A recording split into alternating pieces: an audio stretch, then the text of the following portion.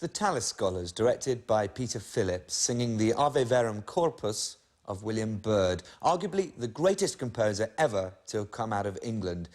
It's a richly Roman Catholic piece, a hymn to the Blessed Sacrament. Hail, true body, born of the Virgin Mary. Now, writing this sort of stuff ought to have got Byrd into a heck of a lot of trouble in the reign of Queen Elizabeth I, when Catholicism and treason were pretty much the same thing. But he managed to keep his head and the Queen's favour. This is the story of a musical genius and his survival as a famous Elizabethan Catholic. In a long life, stretching from the 1540s to the 1620s, William Byrd produced a vast output of keyboard and consort music, songs and madrigals. The Queen was his greatest patron, but even with her active support, life was difficult for a devout Roman Catholic in a Protestant age. One wonders what would have happened if the Reformation never happened in England. We would have had a young genius writing in the style of his forefathers. But what about all these wonderful moments of anxiety, persecution, longing? Perhaps they wouldn't be there. I think he's protected by the Queen. Elizabeth has a strong sense of loyalty to her own people. She also quite likes having a few tame Catholics around. It's a sign to foreign governments that she isn't the nasty Protestant persecutor that they try and present her as. So in that sense, Byrd's quite useful, provided he behaves himself.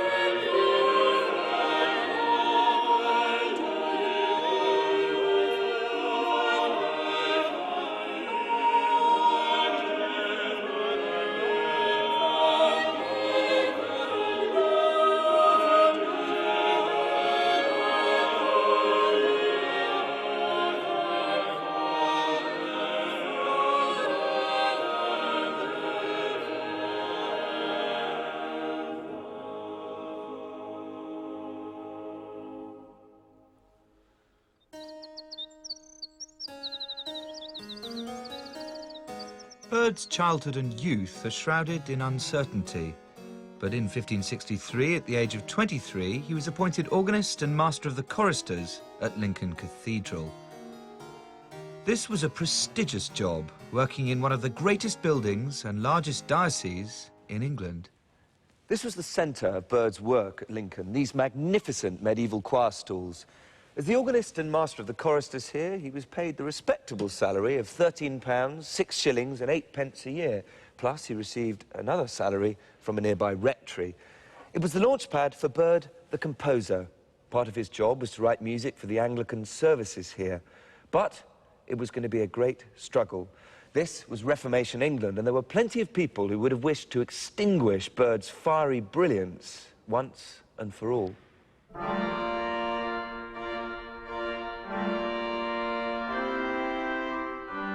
Music in church had been a hotly disputed subject in the 25 years running up to Byrd's arrival in Lincoln. It was standard for anyone with puritanical leanings to object to all curious singing and playing of the organ, and organs had been attacked and dismantled in the Reformation. The religious settlement under Elizabeth was Protestant, but she encouraged the comforting of such that delight in music. She sings, she plays instruments, she cares about church music. She cares about church music because she thinks in terms of dignified worship. She wants God to be praised in a dignified fashion. She also, I think, sees music as another hint to the Catholics. Things haven't changed all that much. We still have all these things we used to have, so don't worry too much about changing religion. Elizabeth, it seems, was a master in keeping people guessing as to which way she was going to turn with religious matters in 1559.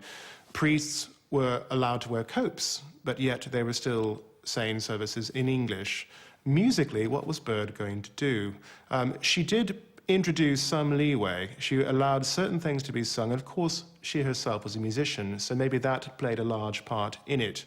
But I would imagine that Byrd simply, through his own youthful creative genius, would have done what he liked. If the Queen liked it, then it passed.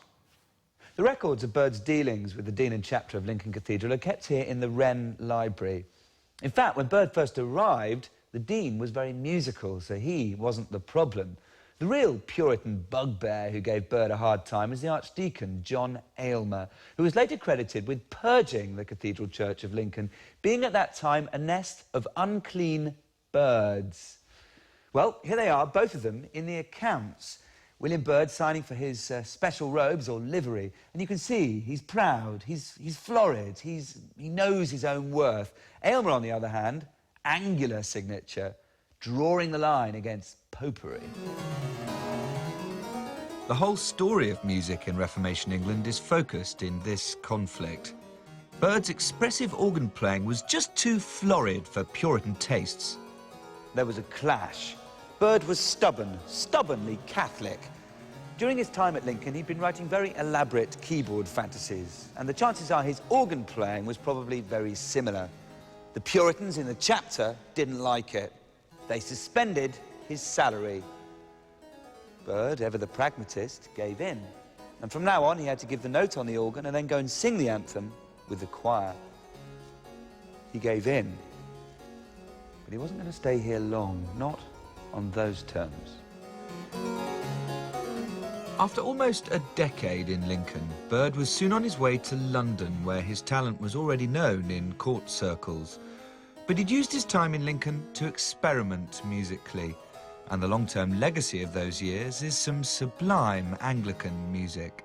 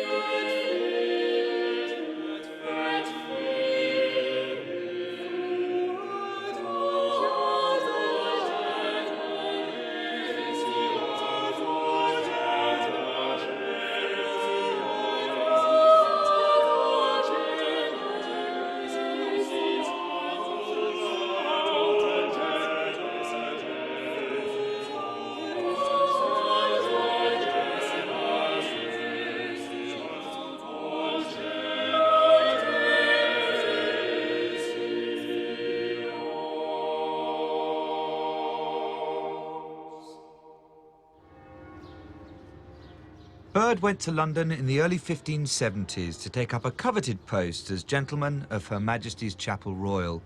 For a musician in Elizabethan times, there was no greater opportunity. The chapel was a real cultural engine. In fact, it wasn't a place at all, but an institution. The priests and singers travelled around with the sovereign, and especially to the palaces at Greenwich, Hampton Court and Whitehall. These days, the chapel is based at another of the palaces, St James's.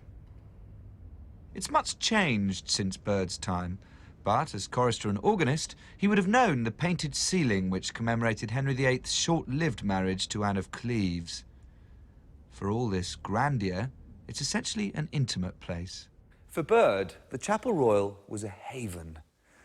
By the standards of the time, Elizabeth was pretty tolerant in matters of religion. She said she did not want to make a window into men's souls.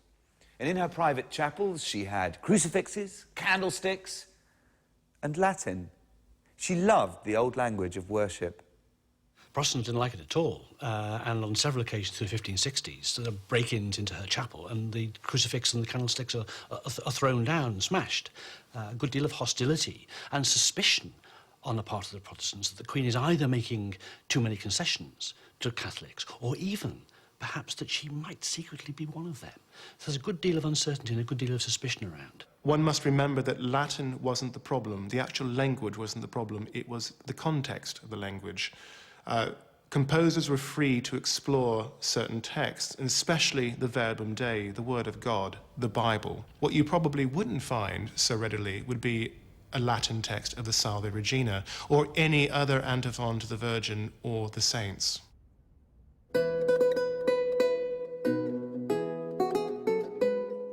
Whatever the sensitivities, the Queen was fluent both in Latin and in music.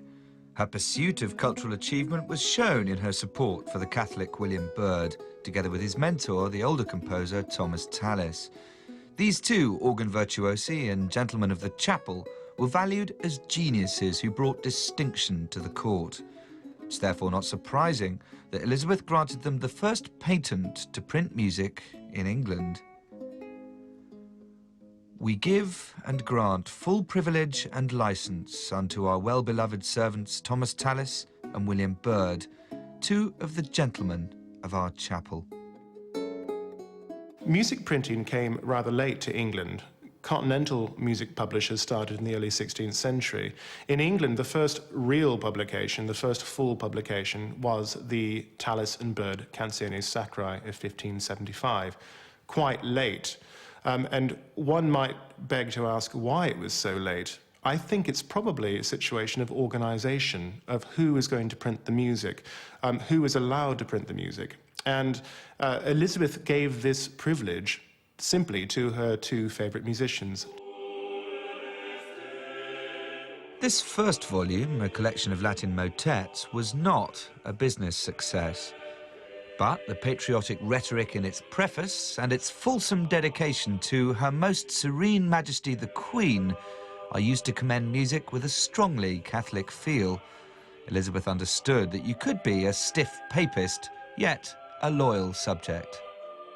It is a period of strict definition of what you're supposed to be and persecution or risk of persecution if you're not what you're supposed to be. Most people got along by living two lives.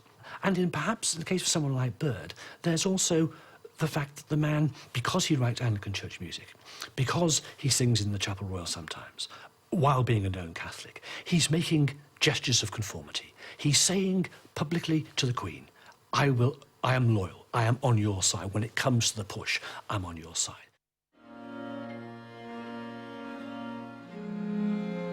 There's a fair amount of tightrope walking all around. These are dangerous times. In spite of Elizabeth's tolerance and gift for holding the country together, allegiances and loyalties were constantly being checked and verified. This is the room where they keep the records of all the chapel's dealings. It's called the Old Checkbook, and it chronicles William Byrd's entry into the Chapel Royal and also his death as a father of music. But here's the really interesting part. You can see the oath of loyalty he swore when he joined. He recognised Elizabeth as supreme governor in spiritual and ecclesiastical matters, as well as political. and he swore not to conceal or keep secret any treasons committed or spoken against her. The relationship between Byrd and the Queen was resilient, but the prying eyes of the court, and especially the more zealous Protestants, were cramping his style. He needed more privacy. So, in 1577, he set off for the Middlesex countryside and moved to a house in the area of Harlington, which is now dominated by motorways and by Heathrow Airport.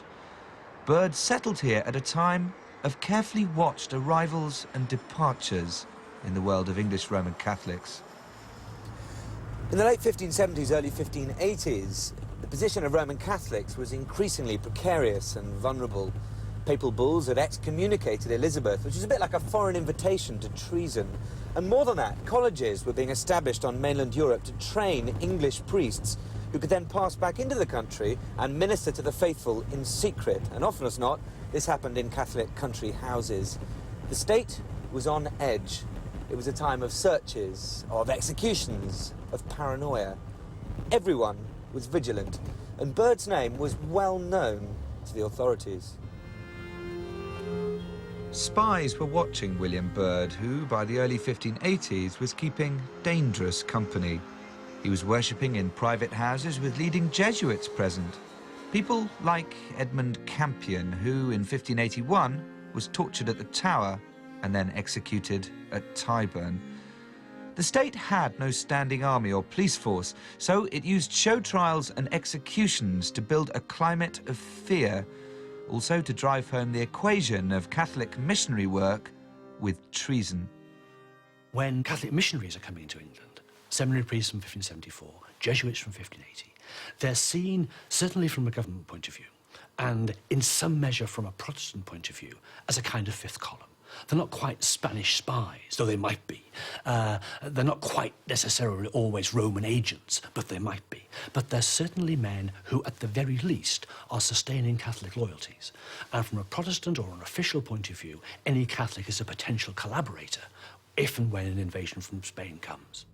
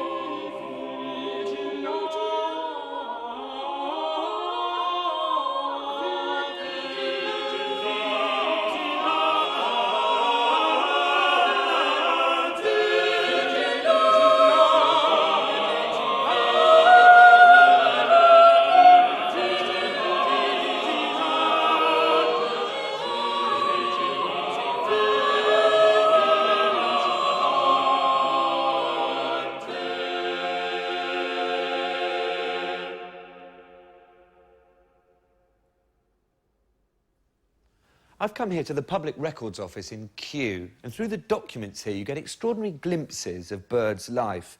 Here's his will, for instance. This is the patent roll, granting him and Tallis the patent to publish music. But a lot of the documents relate to problems with the authorities for recusancy. In other words, Byrd's refusal to attend Anglican church services. This went on for 40 years, from the 1580s right through until his death. And there's one example here from the Assize records complaining that William Byrd of Stondon in Essex and his wife, son Christopher, daughters Elizabeth and Rachel, hadn't been to church for a month. The point is, he seemed to get away with it. He didn't end up being imprisoned, and he clearly didn't pay all the stiff fines for recusancy. There's even evidence that the Queen herself intervened personally on his behalf, and that he never lost her favour. Why? Well, the Queen was well disposed towards him, and she loved his music. And also, Byrd was pretty canny at getting protection from high-ranking nobles like the Earl of Worcester. And above all, he was believed to be loyal, even if he did keep slightly dodgy company, and generally sailed pretty close to the wind. Some of those risks are found in the very music he composed. His Cantiones Sacrae of 1589 showed just how his mind was working. Tallis had died a few years earlier. This is purely Byrd's work, and it groans with the anguish of a Catholic's internal exile. One can take any of the motets in the 1589 collection and find hidden meaning in them. All you have to do is read the texts and the translations to see what Byrd was hinting at. He used different devices, metaphors, so that Jerusalem now became England. Any sort of theme of captivity and exile always referred to the English Catholic community in England and their suffering and persecution. One work in particular that is quite interesting in this respect is Ne Eriscaris, which begins quite typically as a plea, a calling to God for help.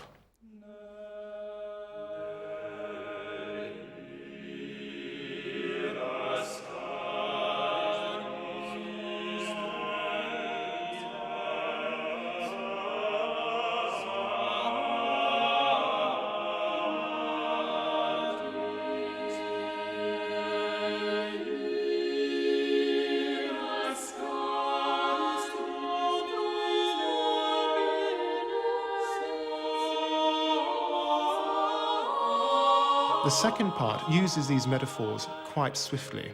He breaks into homophonic writing, that is chordal writing, to make the text incredibly clear.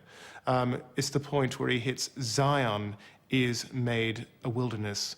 Jerusalem, England, is forsaken.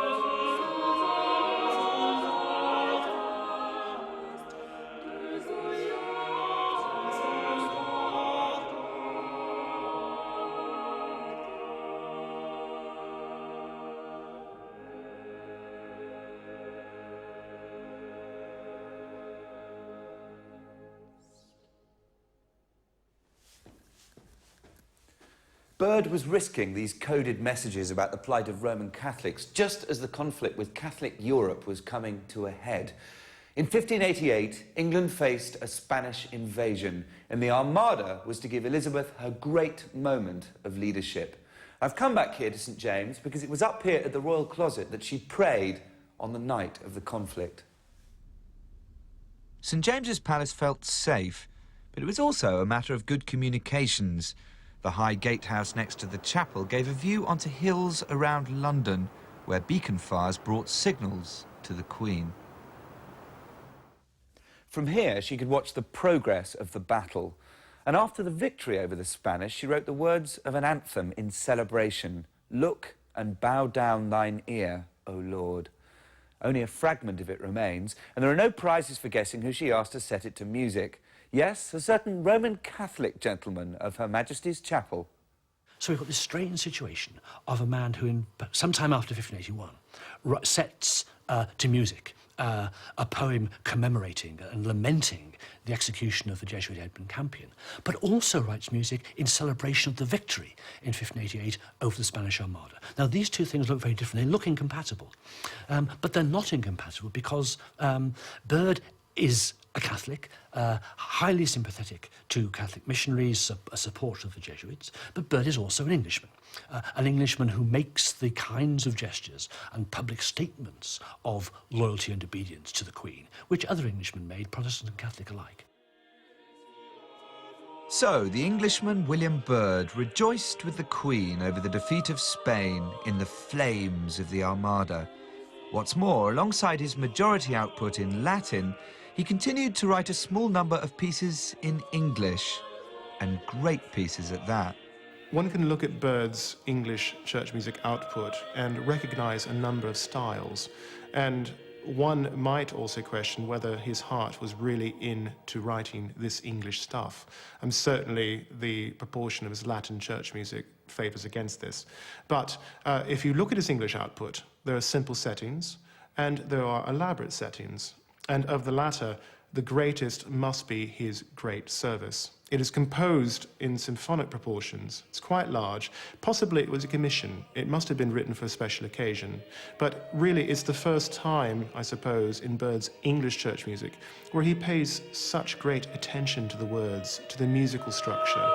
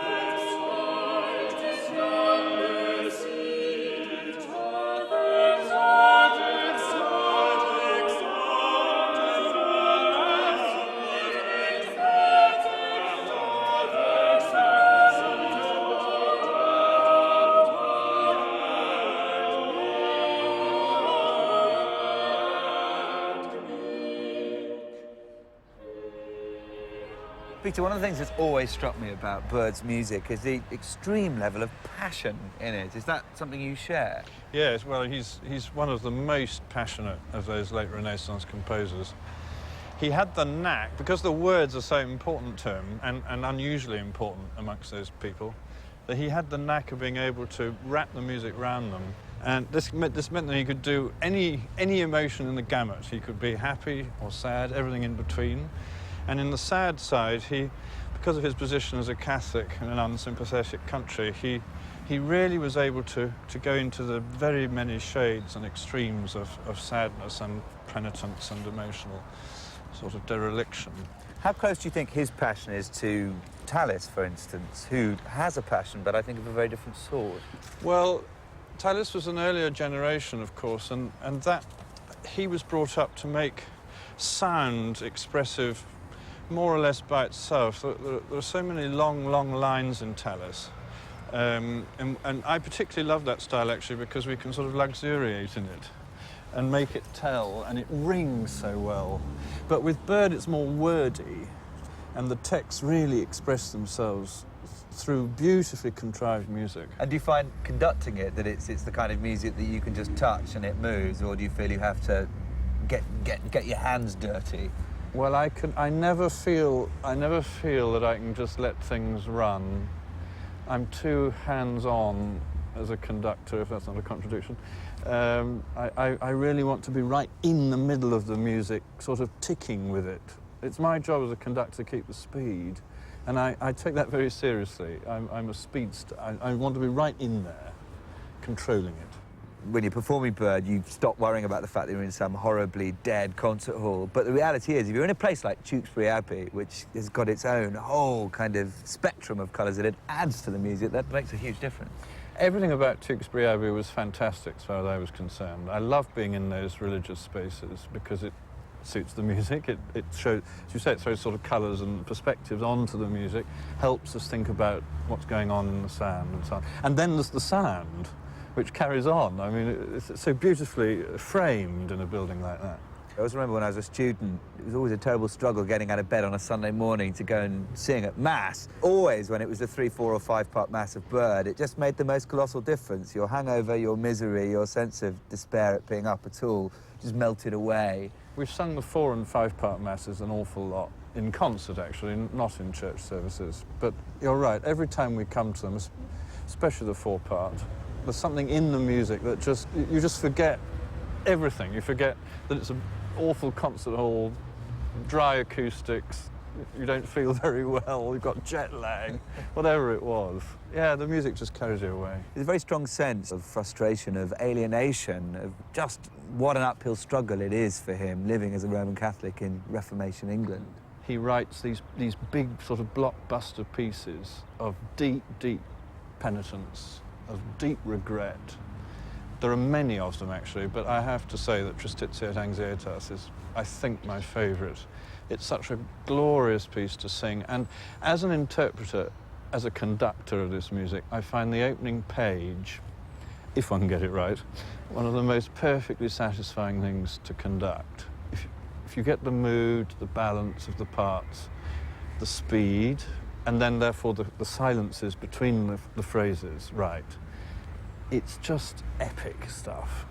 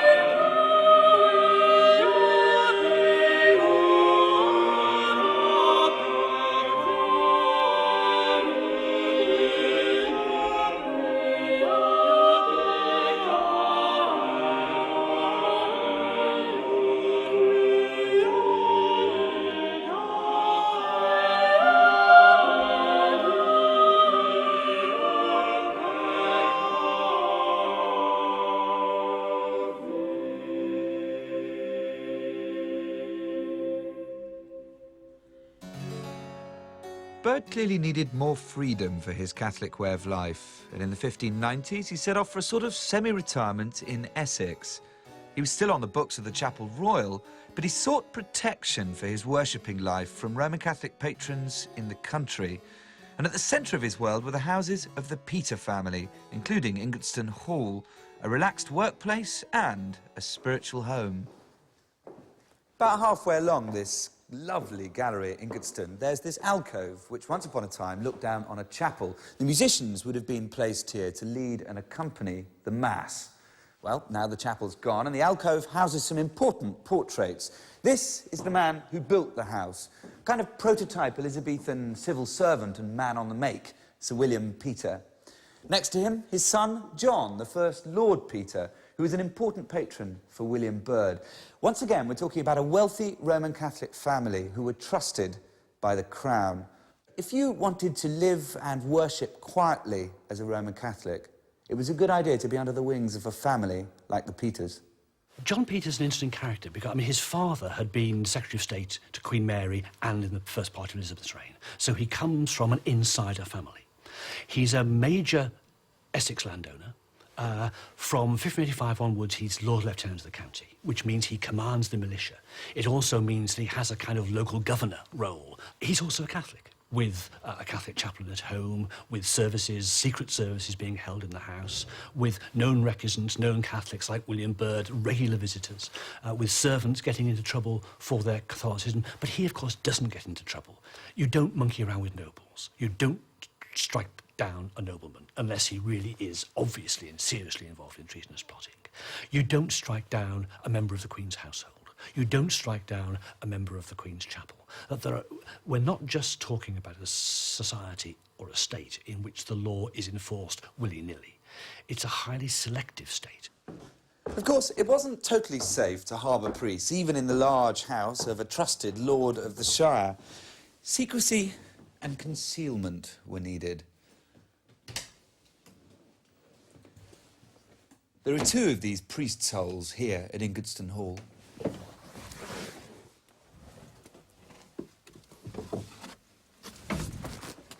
Nobody knows if they were often used, but we do know that there was a servant here in the 1580s who informed against the family. So there's always this vein of risk running through the story for Byrd and every Catholic.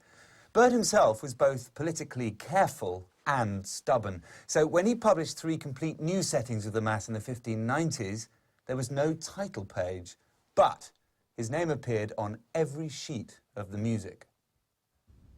The thought is that these masses were used underground by a number of Catholic households, and simply out of necessity, he had them printed and published.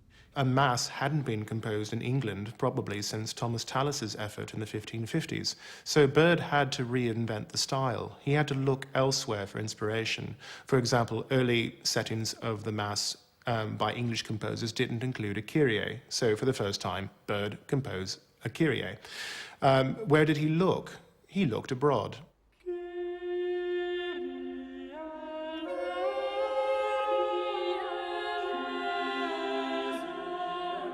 But he had to reinvent the style. The lines, I suppose, are less angular than you would find on the continent. There's a lot more jumping around, intervals of the seventh, larger leaps, quite difficult music to sing. And the words seem not to play too much an important part in the structure, apart from the one moment where in each of the Mass, the choir comes together on the words, Et in unum sanctum Catholicum. Yes, I believe in one holy Catholic and Apostolic Church.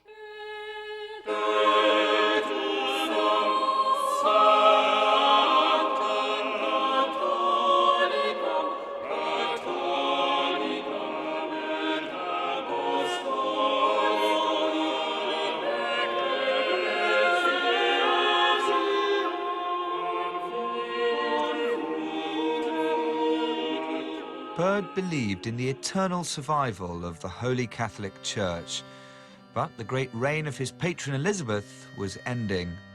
The Chapel Royal, of course, took part in the funeral ceremony of the Queen in 1603, and Byrd's name appears in the accounts showing the cost of mourning livery for the gentleman. The relationship with the Queen had been crucial to his prosperity and his survival. But the 63-year-old composer had to secure his future with a new monarch. He needed to confirm the understanding he'd had with Elizabeth concerning his recusancy, and he wrote to the Earl of Salisbury, Chief Secretary to James I. The humble petition of William Byrd, one of the gentlemen of His Majesty's Chapel, that being to crave the Council's letter to Mr. Attorney General to like effect and favour for his recusancy as the late gracious Queen and her Council gave him. In changing times, Byrd kept his freedom, but he also hid a new vein of creativity in devotional music. Byrd's biggest publishing project of the Essex years were his two books of Gradualia, the propers or varying sections of the Mass for the different festivals of the church year and the big feasts of the Virgin Mary. It's a complete scheme, and in the second volume, published in 1607, there's a lovely dedication to Lord Peter, the contents having mostly proceeded from your house, having as it were been plucked from your gardens, are rightfully due to you as tithes.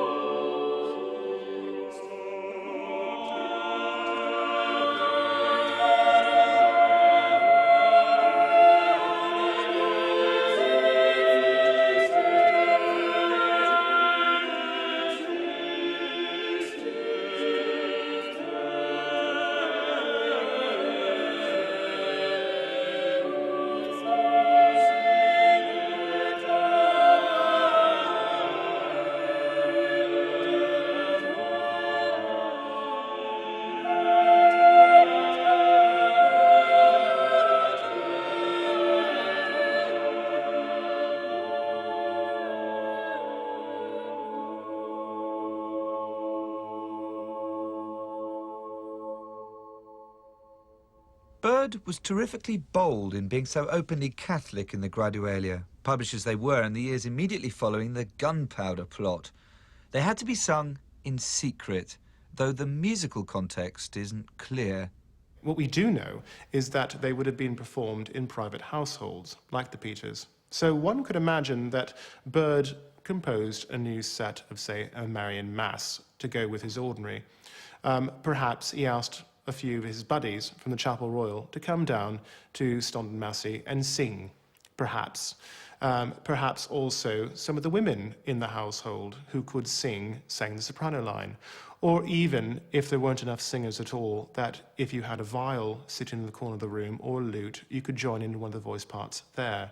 Nobody knows, so it's very difficult to produce a truly authentic performance of music from the Gradualia. The music of this period is lovely, distilled, focused, devotional. But don't think of Byrd as living in a kind of cosy retirement, quietly creative. He was a stroppy individual, one of the most litigious characters of his age, constantly in dispute over land and property, constantly being chased for recusancy penalties. He was always writing letters, asking for favours. He was busy. But the music is from heaven.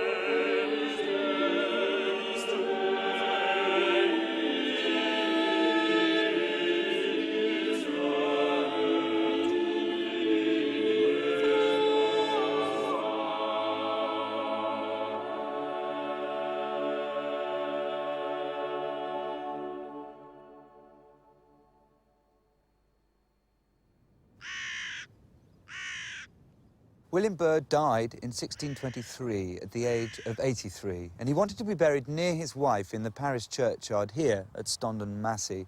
Because he was a Roman Catholic, there was no gravestone, and he would have been buried at night by candlelight. But his will clearly states that he wished to die in the faith by which he'd lived. I, William Byrd of Stondon Place in the parish of Stondon in the county of Essex, gentlemen, do now in the 80th year of mine age, but through the goodness of God, being of good health and perfect memory, make and ordain this for my last will and testament. First, I give and bequeath my soul to God Almighty, my Creator and Redeemer and Preserver, humbly craving his grace and mercy for the forgiveness of all my sins and offences, past, present, and to come, that I may live and die a true and perfect member of his Holy Catholic Church, without which I believe there is no salvation for me. Having been on this journey through Byrd's life and music, I'm struck by his range, his passion, his intellect. And it seems to me he is a great gift from the troubles of the Reformation. He had to live in two worlds, but he was often free to experiment and free from the pressure to create music for the public need. It also seems to me that because his art was born out of such turbulent times, it must have added to it even greater piquancy and depth. He made music for himself and for God, and his greatest patron, Elizabeth I, was surely content.